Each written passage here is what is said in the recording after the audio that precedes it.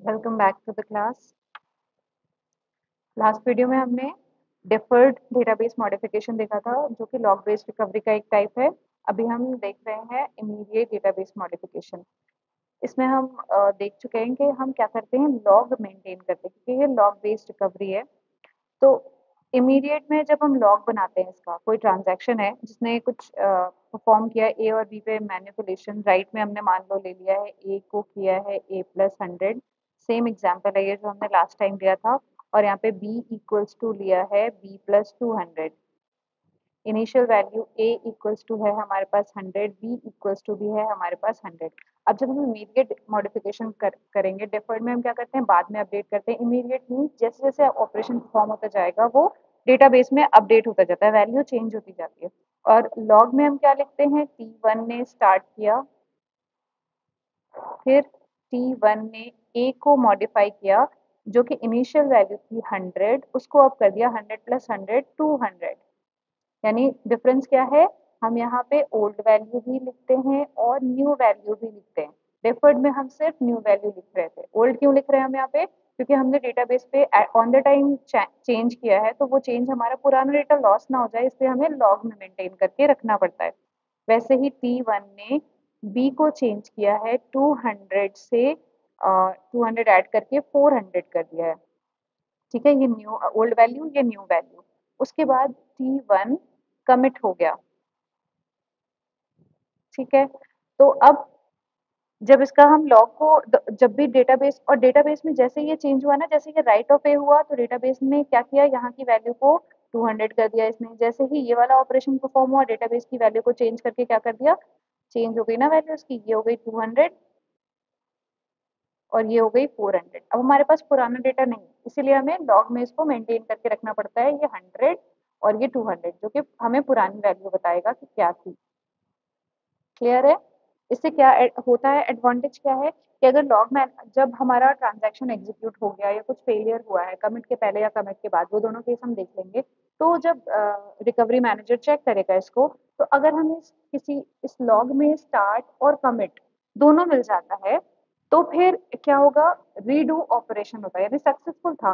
तो नई वैल्यू को, ये ऑल्दो यहाँ पे नई वैल्यू यहाँ पे होती है लिखी हुई, लेकिन तब भी रीडू ऑपरेशन होता है। ये वैल्यू और ये वैल्यू ओवरराइट कर देते हैं इसी को, ताकि कोई कभी कुछ एरर आई हो तो वो अपडेट हो जाए। फॉर अ सेफर साइड हम इसको रीडू करते हैं।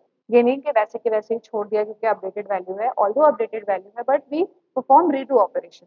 ठीक है, वही वैल्यू दोबारा से पेस्ट हो जाएगी। अगर मान लो कि ये फेल हो गया, यानी हमें कमिट नहीं मिला, ये वाला ऑपरेशन नहीं मिला हमें लॉग में, तब उस केस में क्या होता है, तब लॉग मैनेजर परफॉर्म करता है अंडू ऑपरेशन।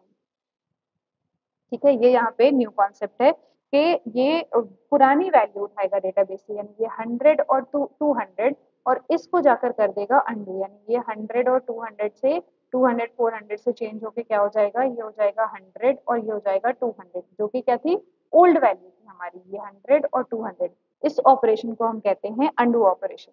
ठीक है, अब एक और एग्जांपल से इसको भी देख ले। जैसे हम पहले देख चुके हैं कि मान लो T1 ने स्टार्ट किया ऑपरेशन को, उसके बाद T1 ने ए को 1000 से 2000 कर दिया, फिर T1 ने बी को 500 से 1000 कर दिया, उसके बाद T1 कमिट हो गया। Okay, now T2 starts. T2 ने सी की वैल्यू को 700 से 900 किया, उसके बाद यहाँ पे फेल हो गया, यहाँ कमिट नहीं हो पाया। तो अब हम जब लॉग चेक करेंगे तो T1 और T2 को क्या ऑपरेशन, क्या मिलेगा करने के लिए, कौन सा ऑपरेशन परफॉर्म करेगा, चेक करेंगे। जब हम T1 का स्टार्ट है, कमिट है, यस दोनों अवेलेबल है, तो यहाँ पे क्या होगा, रीडू ऑपरेशन होगा। T2 का स्टार्ट है, कमिट नहीं है, तो यहाँ पे क्या होगा, यहाँ अनडू ऑपरेशन होगा। अब आप क्लियर हो। तो इसी इमीडिएट को हम कहते हैं अनडू और रीडू ऑपरेशन, यानी इन दोनों का ये कॉम्बिनेशन है, तो इसको हम कहते हैं अनडू रीडू ऑपरेशन। सेम जो इमीडिएट को हम आप इस नाम से भी हो सकता है सुनो कि अंडू रीडू ऑपरेशन क्या है, तो that is same which is immediate database modification. तो ये दोनों टाइप्स थे हमारे लॉग बेस्ड के। नेक्स्ट आता है जो सेकेंड टाइप होता है, वो होता है शैडो पेजिंग। इसका कॉन्सेप्ट बहुत आसान है।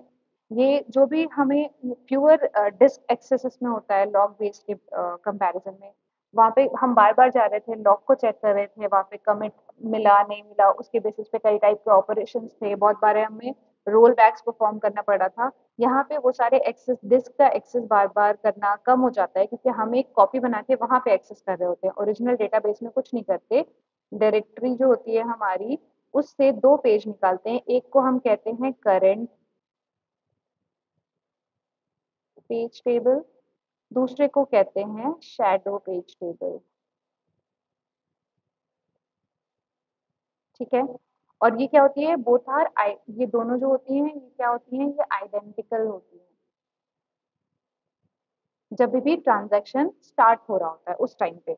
बाद में हम क्योंकि करंट पेज को लेते हैं, इसी पेज में हम सारे चेंजेस कर रहे होते हैं, और जैसे ट्रांजैक्शन जो भी ऑपरेशन होता है ये हो जाता है, तो हम इसी को शैडो पेज बना देते हैं। जैसे जब भी शैडो पेज, जब हम कोई भी डायरेक्टरी है, जैसे मान लो ये डेटाबेस है, यहाँ से हमने कोई ब्लॉक पे हमें चेंजेस करने हैं, तो एक तो हमने बनाया इसका करंट पेज, एक बनाया हमने इसका शैडो पेज। ठीक है, और ये दोनों क्या है, स्टार्टिंग में आइडेंटिकल है। ओके, जब हमारा ट्रांजैक्शन स्टार्ट हुआ तो हमने करंट पेज पे जो भी मॉडिफिकेशन है, जैसे ऊपर हम देख रहे थे ना, ए को चेंज किया, बी को चेंज किया, जितने भी मॉडिफिकेशन हम यहाँ कर रहे थे, और ये हमारा क्या था, ये हमारा बैकअप के जैसा पड़ा हुआ है कि ये शैडो पेज है, ये तब तक एज इट इज रहेगा जब तक ये चेंजेस हमारे कंफर्म ना हो जाए कि हमने पूरा ट्रांजैक्शन सक्सेसफुली एग्जीक्यूट कर लिया। जब ये हो जाएगा कि तब तक ये क्या है, ये नॉन वॉलेटाइल है, नॉन वॉलेटाइल स्टोरेज है। जब ट्रांजैक्शन कमिट कर लेगा, तो ये सारे जो करंट पेज पे हमने चेंजेस किए हैं, इसको उठा के हम यहाँ पे पेस्ट कर देते हैं, तो हमारा शैडो पेज बन जाता है अब नेक्स्ट ट्रांजैक्शन के लिए करंट पेज। ठीक है, और जो भी डेटाबेस में मॉडिफिकेशन होती है वो हमारा डेटाबेस में जाके रिफ्लेक्ट हो जाती है। तो हर बार हमारा जो शैडो पेज है वो एज अ कॉपी कर लेते हैं, जब ट्रांजैक्शन कमिट होता है तो हम करंट पेज को शैडो पेज में डालते हैं, और ट्रांजैक्शन के स्टार्ट होने पे इसी शैडो पेज की कॉपी बना के, जब ट्रांजैक्शन स्टार्ट होगा तो शैडो पेज की कॉपी करंट पेज बना के उसमें मॉडिफिकेशन यानी लिखना शुरू किया हमने, अपडेट्स करनी शुरू की। जब ट्रांजैक्शन एंड हो गया तो क्या करा, इसी करंट को हमने जाके शैडो में पेस्ट कर दिया, और ये शैडो पेज ही डेटाबेस में अपडेट हो जाता है। तो जब भी हमारे ट्रांजैक्शन में कोई फेलियर होगा, तो हमें सिर्फ करंट पेज को डिस्कार्ड करना है, हमारा डेटा एज इट इज पड़ा हुआ रहता है यहाँ शैडो पेज। तो इससे क्या होता है, एडवांटेज क्या है इसमें, जो ओवरहेड आ रहा था हमारा लॉग रिकवरी, लॉग रिकॉर्ड को मेंटेन करने के लिए, वो कम हो जाता है, और इसमें ना ही कोई अंडू ऑपरेशन करना पड़ा हमको डेटा चेंज करने के लिए, ना ही कोई रीडू ऑपरेशन परफॉर्म करना पड़ा, ये दोनों ऑपरेशन नहीं करने पड़े, तो ये सारे ओवरहेड जो है कम हो जाते हैं, रिकवरी फास्ट होती है। दूसरा क्या है, ड्रॉबैक्स क्या है शैडो पेजिंग के, ये ओवरहेड होता है इसमें, क्योंकि एक जो भी हम ब्लॉग बनाते हैं ना, डिस्क का एड्रेस फ्रेगमेंटेशन करना होता है, हर बार एक ओल्ड पेज को डिस्कार्ड करेंगे तो गार्बेज कलेक्शन, ये इसके डिसएडवांटेज। तो I hope it's clear. Thank you.